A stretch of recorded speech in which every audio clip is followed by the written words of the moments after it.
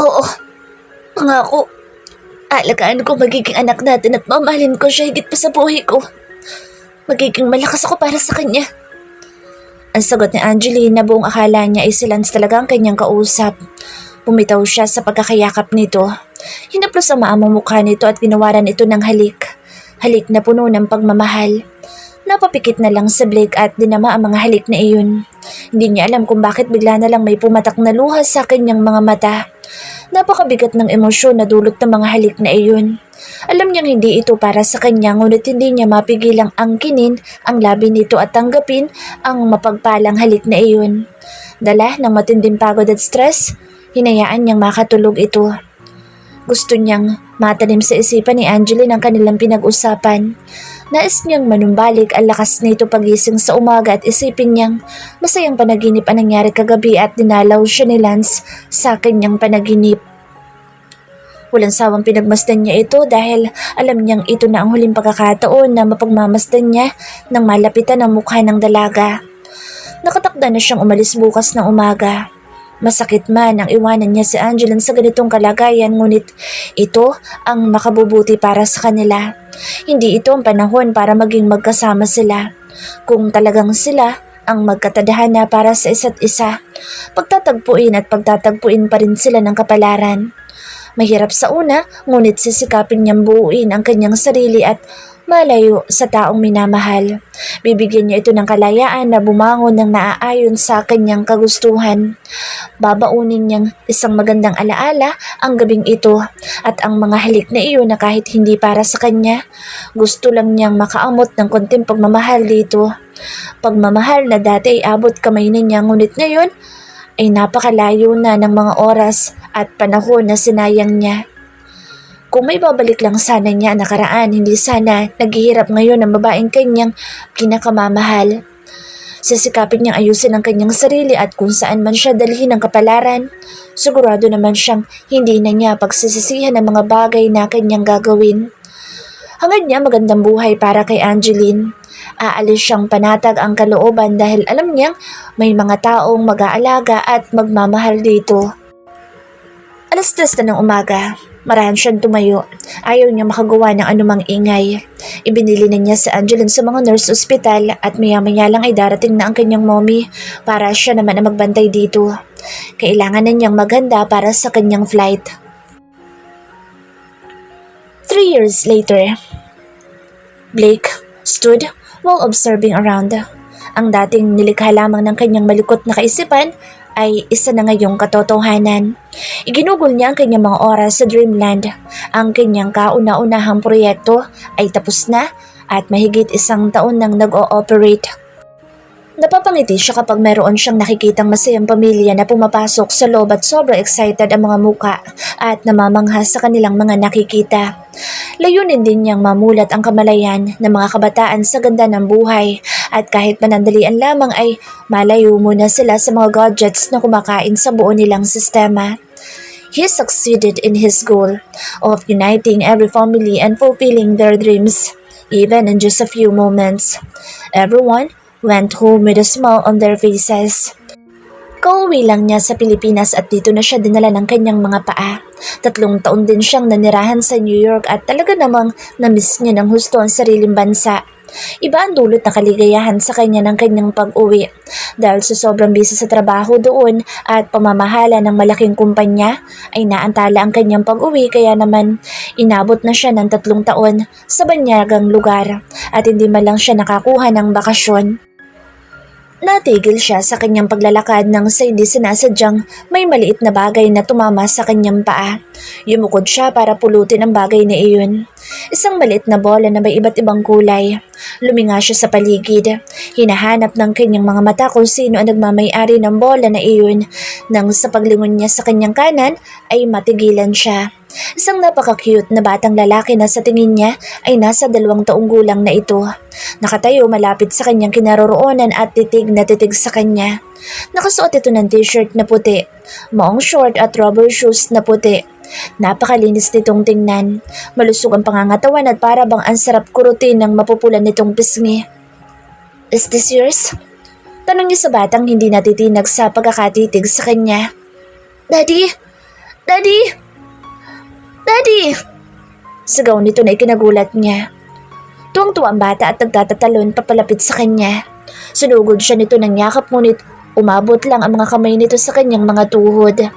Napangiti siya sa isiping na pagkamalan siya nitong daddy niya. Tuluyan na siyang umupo upang magpang-abot sila ng makulit na bata. Panay ang hatak nito sa kanyang pantalon na para bang gustong magpabuhat. Itinataas pa ang isang kamay habang nakatingala sa kanya. Where's your daddy? Ang tanong niya dito at pabilis naman itong itinuro ang mukha niya. Tumama pa nga ang maliit nitong hintuturo sa tungki ng kanyang ilong nang ituro siya nito. Ew! Daddy! Sagot nito sabay ngiti sa kanya. Naningkit ang mga mata nito sa pagkakangiti. Biglang may kung anong humaplos sa puso ng binata. Binuhat niya ang bata na maaaring hindi na malaya ng kanyang mga magulang na nawala na pala sa kanilang tabi. Alam niya nag-aalala na ang mga iyon kaya naman kinarganan niya ito para hindi na makalayo pa at kung sakali mang makita niya ang mga magulang nito ay siya na mismo ang magbabalik. Maaari naman niyang ibilin ito sa mga guard o sa customer service. Ngunit hindi niya maipaliwanag kung bakit napakagaan ang kalooban niya sa bata. Gusto pa niya itong makasama at makilala ng husto. Ang mumunting anghel na ito sa kanyang harapan. What's your name, little boy? Hindi na niya napigilan ang kurutin ang matambok nitong pisngi na kanina pa siya naaakit na gawin. Lance! Anito.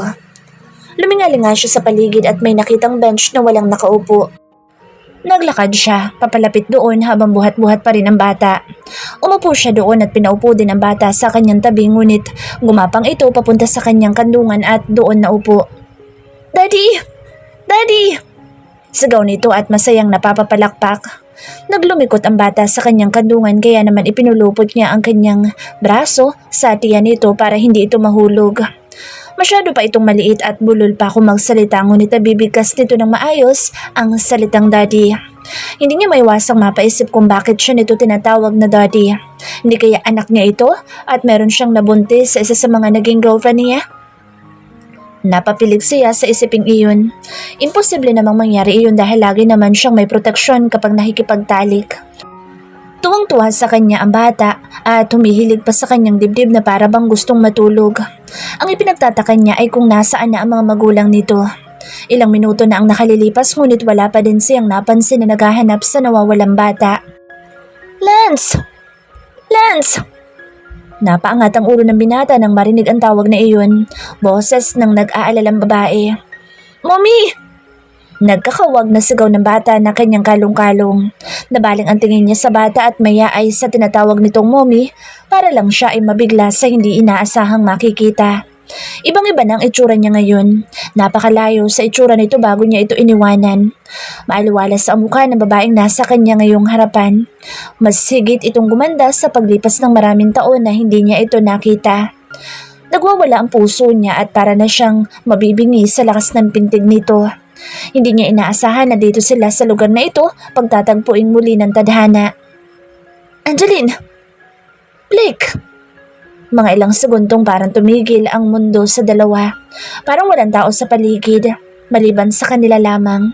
Hindi man nila maamin ay miss na nila ang isa't isa. 3 taon nang nakalilipas nang magmulat ang mga mata ni Angeline sa ospital. Napuno siya ng pag-asa. Lumaban siya at nagpakatatag.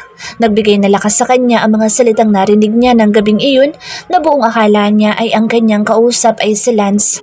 Ngunit habang lumilipas ang panahon ay lumilinaw ang itsura at figura ng lalaking iyon sa loob ng madilim na silid ng ospital na kasama niya. Hindi na siya maaaring magkamali ngayon. Hindi iyon si Lance. Kung hindi si Blake. Pero bakit bigla na lang siyang umalis nang walang paalam? Katulad din siya ni Lance na basta na lang nang iiwan. Lance, sweetie, where have you been? I told you to stay but you never listened to mommy. Agad nitong binalingan ng atensyon sa anak na ngayon ay nasa kandungan pa rin ni Blake. Daddy, here! Ang sagot naman nito na itinuturo sa Blake. Bahagyang pinamulahan ng pisnga sa Angeline. Nakaramdam siya ng hiya sa tenuran ng anak. Ito ang unang pagkakataon na may tinawag na daddy ang kanyang anak.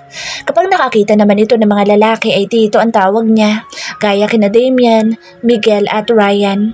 Kapag matatanda naman ay lolo. Kaya nagtataka siya kung bakit tinatawag ng anak na daddy si Blake. No, sweetie. It's not your daddy. Your daddy is in heaven. Paliwanag niya sa bata ngunit laking gulat niya nang bumunghalid ito ng iyak. Tumalikod sa ina at nagtago sa dibdib ni Blake. Yumakap ng gusto dito na para bang ayaw bumitaw. Nagkatinginan silang dalawa. Ano ba kasing sinabi mo sa bata at inakala niyang daddy ka niya? May halong inis na tanong ni Angeline. Wala. I never say anything to him. Basta na lang niya akong tinawag na daddy at yumakap sa akin. Ang sagot naman ni Blake na nagtataka sa magaspang na pakikitungo sa kanya ni Angeline. Ibigay mo na sa akin ang anak ko at uuwi na kami. Ang sabi nito na akmang bubuhatin ng bata ngunit nagpupumiglas ito at ayaw sumama sa iba. Mas lalo pa siyang nagsumiksik sa dibdib ni Blake. I want my daddy! Sigaw nito. Lance! Hindi makapaniwalang tawag ni Angeline sa pangalan ng anak. Napakabait nitong bata at malambing. Oo nga at makulit ito. Normal lang naman iyon sa mga bata kaya lang ibang pag-uugali ipinapakita nito ngayon at hindi sanay sa Angeline na ganito ang anak. Nanatili lang itong nakayakap kay Blake at hindi nililingon ng ina. Huwag mo muna siyang pilitin. Naghahanap siguro ng kalinga ng ama. Hayaan mo muna siya. Saka mo na ipaliwanag ang totoo kapag mahinahon na siya. Ang sabi ni Blake na hinimas pa ang likod ng batang sa Lance. Pero nakakahiya naman sa'yo. Baka marinig na girlfriend mo na tinatawag kang daddy ng anak ko. Pagmulan pa ng away ninyo. Wala sa sariling sabi ni Angeline habang hinahaplos ang ulo ng anak. Nangunot naman ang noo ni Blake sa sinabi nito. I don't have girlfriend. I've been single for the past 3 years. You don't have to worry. Ang sagot naman nito. Waring natigilan naman sa Angeline sa sinabi ni Blake. Napakaseryoso ng itsura nito habang sinasabi iyon pero bakit ba parang ayaw niyang paniwalaan? Hey, why are you looking at me like that? Naguguluhang tanong ni Blake. Hindi niya may paliwanag ang rumihistro expression sa mukha ng kausap matapos niyang sabihin dito na 3 taon na siyang walang girlfriend. Wala. Iiling-iling na sagot nito. Ibigay mo na sa akin ang anak ko at uuwi na kami. Inlahad nito ang mga kamay para ilipat ni Blake sa kanyang anak ngunit pumiglas na naman ang bata. No, I'll stay with my daddy. Paiyak na naman ang sabi nito. See? He likes me. Nakangising sabi ni Blake na inirapan lang na Angeline. Ako na maghahatid sa inyo pa uwi. Tama-tama wala akong dalang sasakyan. Inuwi na ng family driver ang kotse ko kasama ng mga bagahe ko. Paliwanag nito. Wala nang nagawa sa Angeline kung hindi ang sumunod na lang kay Blake. Nang tumayo ito at lumakad, nabuhat-buhat ang kanyang anak na ngayon nga ay nakahilig na sa balikat nito. Hindi may paliwanag ni Angeline kung bakit ganoon na lang kagusto ng kanyang anak si Blake na sa unang pagkikita pa lang ng dalawa ay parang ang gaan-gaan na ng loob nila sa isa't isa. Where's your car? Ang tanong ni Blake na buhat sa pagkakatalikod ay humarap kay Angeline. Agad naman pinindot na Angeline ang kanyang car remote key at tumunog iyon. Lumakad si Blake papunta sa direksyon ng kinapaparadahan nitong sakyan. Binuksan ang driver's seat at naupo doon na bitbit pa rin ang bata. You go to mommy first. Daddy will gonna drive the car. We're going home, baby. Sa isang salita lang na Blake ay sumunod agad ang bata. Gumapang ito papunta sa ina na noon ay nakapwesto ng upo sa passenger seat. Hindi maipaliwanag ni Angeline ang labis na pagkailang, lalo na sa sinabing iyon ni Blake. May isang bahagi dito sa puso niya na parabang kinilig. Ngunit agad niyang sinaway ang sarili. Hindi iyon ang tama niyang maramdaman. Where did you live? Ang tanong ni Blake kay Angeline na ang mga mata ay nakatuon pa rin sa kanilang dinaraanan. Sinabi naman ni Angeline ang address ng kanilang bahay dito. Halos kulang-kulang 1 oras din ang ginugol nila sa daan, kasama na ang traffic sa nakonsumo nilang oras. Sa isang bungalow type na bahay na may combination of gray and white color, tumigil ang sakyan. Nakatulog na si Lance. Kinuha ito ni Blake kay Angeline matapos niyang bumaba sa sakyan at siya na nagbuhat. Nice place. Ang sabi niya na inilibot ang mga mata sa paligid. Bigay ng mga magulang ni Lance sa amin ng anak ko. Ang sabi ni Angeline. Dito mo siya ilapag. Sabi pa nito habang lumalakad papunta sa nakasaradong pinto. Agad na binuksan iyon at tumambad kay Blake ang kwartong pambata na puno ng iba't ibang klase ng mamahaling laruan. Spider-Man ang cover ng maliit na kama at doon inilapag ni Blake ang bata. Sinugurado muna ni Angeline na maayos ang pagkakahiga nito. Binuksan ang aircon bago iniwan ang bata na mahimbing na sa pagkakatulog. Paano ka uuwi niyan? Wala ka sasakyan? Nag-aalalang tanong niya kay Blake. Ngumiti naman si Blake dito. I'll just take a cab. Ang sagot niya. Ano kaya kung gamitin mo muna ang sakyan ko pa uwi? Ipahatid mo na lang sa driver niyo bukas. Suwestyon ni Angeline na hindi naman nagawang tanggihan ni Blake ang alok na iyon. Magkakaroon siya ng dahilan para makitang muli si Angeline at ang anak nito. Angeline's person-over voice. Masayang pinagmamasdan ko ang aking anak na si Lance habang naglalaro ito sa playground. May sarili siyang palaruan sa labas ng aming bahay na sadyang ipinagawa ng kanyang lolo at lola para lamang sa kanya. I will be forever grateful sa mga taong tumulong sa akin para malagpasan ko ang pinakamahirap na pagsubok na dumating sa aking buhay. Sa tuwing nakikita ko ang aking anak, ay hindi ko maiwasang maalala ko din ang kanyang ama. Lumalaki itong kamukha ni Lance, kaya naman isinunod ko sa pangalan niya ang pangalan ng aming anak. Sa mga nakalipas na taon ay hindi pa rin maiwasang dalawin ako ng kalungkutan, but I try not to let it overwhelm me. Ma'am, may tao po sa labas ng gate. Dala po ang sasakyan niyo. Papapasukin ko na po ba? Tanong na Ditas. Siya ang aking kasambahay na kasakasama ko na simula pa nang magbuntis ako. Siya ang laging umaalalay sa akin. Agad na nabaling ang tingin ko dito. Pakabantayan na lang muna si Lance at ako nalalabas. Pakiusap ko dito. Hindi ko na hinintay na sumagot ito. Agad na akong tumayo at sinimulan ko na ang maglakad palabas ng aming gate. Ang family driver siguro ng mga Scott ang may dala ng aking sasakyan. Mahinang sabi ko sa aking sarili.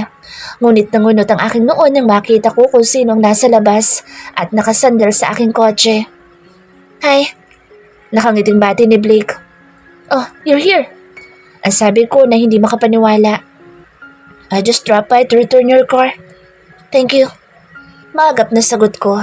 Nakita ko naman na maayos ang pagkakapark nito sa labas kaya hindi na ako nag-abala pa na ipapasok ito sa may garahe. Is Lil Lance there? I have something for him. Excited na tanong nito. Yes, he's in the playground. Ang sagot ko naman. Would you mind if I come in? Alanganing tanong nito. Yeah, sure. Maagap na sagot ko. Wala naman sigurong masama kung papapasukin ko siya sa aking bahay. Pumihit akong patalikod at nauna nang naglakad, papasok sa loob. Sumunod naman ito sa akin. Naabutan namin nagpapadula sa slide si Lance. Agad itong nagtatalo nang makita si Blake. Sweetie, be careful! Nag-aalalang sabi ko. Ang bilis nitong tumakbo at sunugod ng yakap si Blake. Daddy! Tuwang-tuwang sabi niya. Itinaas nito ang dalawang kamay at nagpabuhat kay Blake. Hindi ko maiwasang pamulahan ng pisngi sa tuwing tatawagin ni Lance na daddy si Blake. Hindi ko naman masaway ang bata dahil alam ko magtatampo ito sa akin at iiyak. Naghahanap siya ng kalinga ng isang ama. Kahit gaano pa ang pagmamahal at pag-aaruga na ipinapakita at ipinaparamdam ko dito, ay hindi matutugunan noon ang pangungulila niya sa isang ama. Agad naman itong binuhat ni Blake. Nakita ko ang saya sa kanyang mukha habang nakikipagkulitan sa aking anak.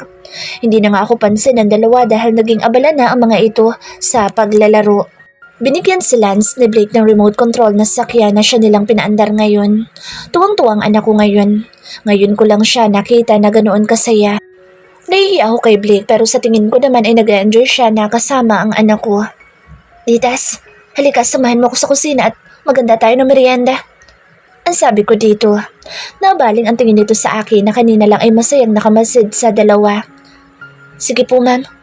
Maagap na sagot nito. Sumabay ito sa paglalakad ko at dumiretso kami sa likod bahay kung saan may daan doon. Patungo sa aming dirty kitchen. Ma'am, sino po yung gwapong lalaking yun? Manliligaw mo po ba? Ngayon ko lang siya nakita. Sunod-sunod na tanong nito sa akin. Kasalukuyan ako maglalagay ng toppings sa homemade pizza though na ginawa namin ni Ditas dahil paborito ni Lance ang pizza. Kaya naman pinag-aralan namin gumawa nito. Nanood kami ng mga video sa YouTube at talaga namang na-perfect namin ang paggawa nito. Naku, hindi. He's just my friend. Maagap na sagot ko. He is Blake. Bianca's brother. Mas madali niya itong makikilala kung sasabihin ko ang pangalan ni Bianca dahil madalas si Bianca dito at lagi silang nagkukulitan. Hindi ko na sinabi dito ang totoo na si Blake ay ex-boyfriend ko at sa tingin ko ay hindi naman na niya kailangan pang malaman iyon. Bagay po kayo, ma'am. Gwapo siya at maganda ka. Mukha naman pong mabait si sir. Ang sabi nito na para bang kinikilig pa. Ay naku, kung alam mo lang kung gaano kapilyo si Blake. Pabulong na sabi ko na halos ako lang ang nakakarinig. Ano po yun, ma'am? May sinasabi po ba kayo? Tanong nito na medyo nangunod pa ang noo. Ang sabi ko, imposibleng ligawan ako noon. Hindi kami bagay. Binata siya at may anak na ako. Ang sagot ko, bakit? Single ka naman? Ma'am, isa pa ang ganda-ganda mo. Para kang hindi nagkaanak. Mas maganda ka pa nga sa mga dalaga dyan. Ang sabi nito na hindi ko alam kung pinupuri ba ako o binobola lang. Bahagi akong natawa. Ma'am, hindi po kita binobola. Seryosong sabi nito. Hindi na ako umimik. Binigyan ko ng atensyon ng malaking pizza dough sa aking harapan. Ginawa kong bacon and cheese ang kalahati dahil yun ang gusto ni Lance. At pagkatapos ay nilagyan ko ng toppings na beef mince, pepperoni, pork, sausage, onions at bell pepper naman ang natitirang kalahati bago ko ito ipasok sa oven. Sana maligaw sa'yo si sir. Gustong gusto siya ni Lance. Akala niya siguro si sir ang daddy niya. Panay ang tawag ng daddy eh. Kapag manligaw, ma'am, sagutin mo agad ha. Kung ayaw mo naman, ako na lang. Ang sabi nito sabay hagik-hik. Nahawa na rin ako sa tawa nito. Habang hinihintay ang pizza na maluto ay naghanda na rin ako ng maiinom. Malamig na pineapple juice para sa amin at orange juice naman kay Lance. Ilang minuto ang lumipas. Ngayon nga ay palabas na kami ni Ditas dala ang meriendang ginawa namin. Ipinatong muna namin sa garden table ang pagkain bago ako lumapit sa dalawa para tawagin ang mga ito. Halika, magmerienda na muna tayo. Ang sabi ko. Tumingin naman sa akin ang dalawa. Sabay pa sila kaya hindi ko na naiwasan ang mapangiti. Huminto ang mga ito sa paghahabulan. Binuhat ni Blake si Lance at lumapit sa akin. Grabe, puro kayo pawis. Bulalas ko. Kinuha ko ang towel na nakapatong sa aking balikat at pinunasan ko ang pawisang mukha ng aking anak habang buhat-buhat pa rin ito ni Blake. Mommy? Daddy, pawis. Ang sabi ni Lance. Itinuturo nito sa Blake at para bang sinasabi sa akin na punasan ko rin ang pawis nito. Napatingin ako kay Blake. Tumango naman ito sa akin na sumang-ayon na gawin ko ang gusto ng bata. Kaya naman nag-aalangang pinunasan ko rin ang pawis nito sa muka. Habang ginagawa ko iyon ay hindi ko naiwasang mapatingin sa kanyang mga mata at bigla ako nakaramdam ng matinding hiya nang makita ko kung gaano niya ako titigan. Bigla ako na-conscious sa aking itsura na hindi ko na pinagkaabalahang tingnan kung maayos pa ba matapos kaming magluto sa kusina. Napayo ko na lang ako at pagkatapos ay ibinaling sa ibang aking tingin. The food's ready. Magmerienda na muna tayo. Sabi ko na hindi pa rin ito nililingon. Nauna na ako maglakad papunta sa garden. Naramdaman ko naman ang mga yabag ng paa nito na sumusunod sa akin. Pinagsaluhan namin ang masarap na pagkain. Paunti-unti lang ang pagbibigay ko ng pizza kay Lance dahil hindi pa ganoon kalakas ang panunaw nito. Natutuwa ako at nagustuhan naman ni Blake ang inihanda naming merienda.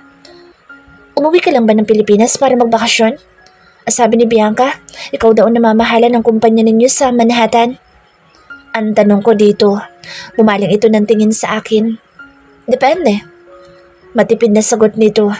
Nangunot naman ang noo ko. Depende saan? Tanong ko. I'm just here for vacation. 2 weeks vacation. Pero kung gusto mo pa ako makasama ng matagal, I can adjust my schedule. Pilyong sabi nito na kumindat pa sa akin. Pinamulahan ako ng pisngi sa sinabi niya. At bakit mo naman naisipan na pipigilan kitang umalis? Takang tanong ko dito. Nagkibit balikat lang ito at hindi sumagot. Tumayo na siya at pumunta kay Lance na kasalukuyang nakaupo sa swing. Naiwan naman akong tulala. Ano naman kayang pinagsasabi ng lalaki ngayon? Tanong ko sa akin sarili. Pinagmasdan ko lang sila ng anak ko na masaya nagkukulitan. Sa tagal ni Blake na nanirahan sa Amerika, hindi ko naisip na isang araw ay babalik pa siya ng Pilipinas. Simula nang mamatay si Lance ay umalis naman ito ng bansa at nawala na ako ng balita dito dahil lahat ng social media accounts nito ay deactivated na.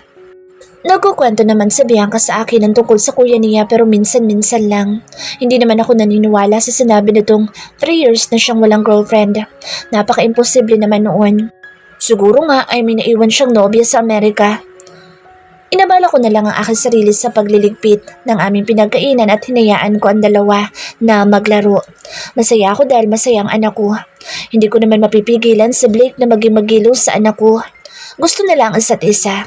Hindi naman ito magtatagal at babalik na rin naman na ito sa Amerika. I'm so happy now that the two of you are here. It's been a month since the last time I saw you, my little angel. Masayang sabi ni Mrs. Helen Fernandez. Sinalubong kami nito nang makababa kami ng sakyan. Agad na pinupog ng halik ang kanyang apo. Inimbitahan kami nito na pumasyal sa kanilang mansyon. Tuwang-tuwa ang aking anak na makita ang mga magulang ng kanyang ama. Matapos pakawalan ng lola ay agad itong lumapit sa kanyang lolo at nakipagkulitan. "Kumusta ka naman, anak?" tanong nito. Pumasok kami ng upo sa mahabang sofa. Malawak ang tanggapan ng mga bisita ng mga Fernandez. Nagagandahan ng mga kasangkapan sa loob ng marangyang bahay. Nakakatakot hipuin ang karamihan sa kasangkapan dahil alam mong mga mamahalin. Natutuwa ako dahil kahit wala na si Lance ay itinuturing pa rin akong anak ng mga magulang nito. Hindi nila kami pinababayaang mag-ina. "I'm okay, Mommy. We're doing okay." Lalong lumilikot si Lance. Ang sagot ko. "He's so much like of his father." Tuwang sabi nito. Nalingon nito ang kanyang apo na ngayon ay nakakandong sa kanyang lolo at kasalukuyang nanonood ng cartoons sa napakalaking telebisyon. "Masaya ka naman ba?" tanong ulit nito. Nagtatakang napatingin ako dito. Hindi pa rin ito inaalis ang tingin sa kanyang apo. "Yes, Mommy. I'm happy and contented with my life right now." Maagap na sagot ko. "I dreamed about Lance last night. He said in my dream that he wanted you to be happy and think of yourself. He wants me to help you find your happiness," she said, full of emotions. Alam ko kung gaano niya namimiss ang kanyang anak. Ginagap ko ang kamay nito para aluin. "Masaya naman po ako, Mom. Inalagaan ko naman ang sarili ko kaya wala po kayong dapat na ikabahala." Assurance ko. Ngumiti pa muna ito sa akin. "Sa tingin ko, hindi iyan ang ibig sabihin ng anak ko," ang sabi nito. "Ano pong ibig niyo sabihin?" Naguguluhang tanong ko. "I think my sons want you to find your happiness with another man. Nakikita ko naman kung gaano ka kasaya ngayon pero matagal na panahon na rin wala ang anak ko. Siguro ito na ang tamang panahon na magmahal kang muli. Napakabata mo pa at napakaganda. Pero masaya po ako ngayon. Kontento na ako na kaming dalawa lang ni Lance." Protesta ko. "Iba pa rin kung may makakasama ka at aalalay sa'yo. Kaya kung may magugustuhan ka at alam mong karapat-dapat sa pagmamahal mo, sundin mo ang puso mo. Huwag mo kaming iisipin dahil kung ano man ang maging desisyon mo sa buhay mo, ay susuportahan namin. Malaya ka magmahal. Huwag mong pigilan ang sarili mo dahil alam namin iyon ang gusto ni Lance para sa'yo. Ibinibigay namin sa'yo ang blessing na mag-asawa ka dahil karapatan mo iyon. Huwag mong itali ang sarili sa obligasyon mo sa anak mo. Isipin mo rin siya. Lumalaki na siya at naghahanap ng kalinga ng ama. Ang hiling ko lang, anak, ay pumili ka na lalaki mamahalin ka ng buong puso, pati na rin si Lance. Wala akong ibang hangad kung hindi ang kabutihan ninyo mag-ina." Madamdaming sabi nito. Hindi ko napigilan ng mapaiyak. Masyado ako na-overwhelmed sa pagmamahal at suporta na ibinibigay sa akin ng mga magulang ni Lance. Wala na ako mahihiling pa. Napakaswerte ko at ibinigay sila sa akin ng Panginoon bilang pangalawang magulang. "Maraming salamat po, Mommy." Tumangutango naman ito, bahagyang pinunasan ang kanyang mga mata na puno na rin ng luha. Lumipas sa mga araw, naging abala ako sa aking negosyo.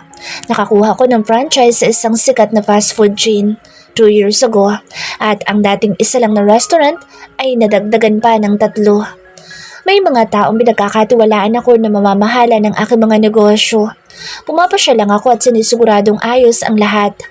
4 na beses sa isang buwan sa bawat branch. Nakakuha ko ng short course sa business management na ngayon ay ini-a-apply ko sa aking negosyo. Nakakatuwa lang isipin na parami na siya ng parami ngayon. Iniisip ko pang madadagdagan ng 2 pa sa Cebu at 2 din sa Davao. May sarili akong opisina, sa BGC at meron akong 50 personnel dito na naka-assign sa iba't ibang department. Masasabi ko naging maganda ang pagpapatakbo ko ng aking mga negosyo. Ito ang pangarap ko dati na sinasabi ko kay Lance. At lagi naman niya akong binibigyan ng inspiring words na isang araw, matutupad ko din ang mga pangarap ko. Ang pera nito na naka-time deposit sa bangko ay ibinigay sa akin lahat ng mga magulang nito. Sinabi ko naman sa parents niya na itago na lang muna ito para sa future ng apo nila. Kaya lang, mapilit ang mag-asawa. Ako na daw maghahawak. Nagpaalam naman ako na hihiram ng konti para pampuhunan sa itatayo ko negosyo at ngayon nga ay naibalik ko na ang perang nahiram ko. Lahat ng iyon ay kumpleto na at tumutubo pa ngayon sa bangko. Sigurado na ako sa kinabukasan ng anak ko. Ma'am, may naghahanap po sa inyo sa labas. Papapasukin ko po ba? Tanong ng aking secretary na si Carla. Alas 5 na ng hapon at tagahanda na ako para sa pag-uwi. Napaisip ako kung sino naman ang bibisita sa akin dito sa aking opisina. Nang lingunin ko ang aking secretary, inapakunot ang aking noo. Nakangiti kasi ito at parang kitikiti sa likod ng katawan. Hindi ko alam kung naiihi o ano.